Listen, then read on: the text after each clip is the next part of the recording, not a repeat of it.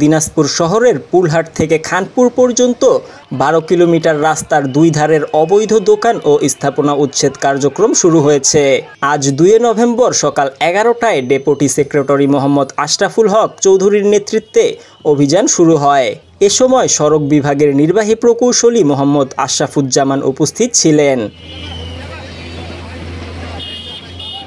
সড়ক ও জনপদ বিভাগের 120 কিলোমিটার রাস্তা সম্প্রসারণের জন্য এই উচ্ছেদ কার্যক্রম চালানো হচ্ছে। শহরের অন্তত 60টি বাজারে অবৈধ দোকান ও স্থাপনা উচ্ছেদ করা হবে। যদিও পূর্বে বহুবার চেষ্টা করা হয়েছে, এবার কঠোর হাতে এই অভিযান পরিচালনা করা হচ্ছে। এর ফলে বিপুল পরিমাণ জমি উদ্ধার হবে এবং ভুক্তভোগী সাধারণ মানুষ উপকৃত হবে বলে সংশ্লিষ্টরা মনে করছেন।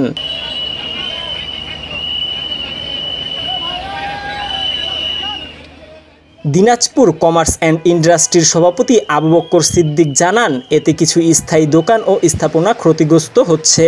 অনেক ব্যবসায়ী পুঁজি হারাচ্ছেন, তাদের পুনর্বাসনের দাবি রয়েছে।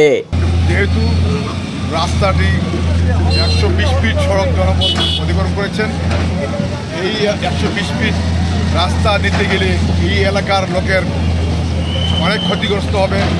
অনেক দোকানদার তার নিজেকেও অনটনে পড়ে যাবেন এবং এই দোকানপাট ছাড়াও রাস্তার দুই ধারে অসংখ্য বাড়ি রয়েছে, মসজিদ আছে, মন্দির আছে।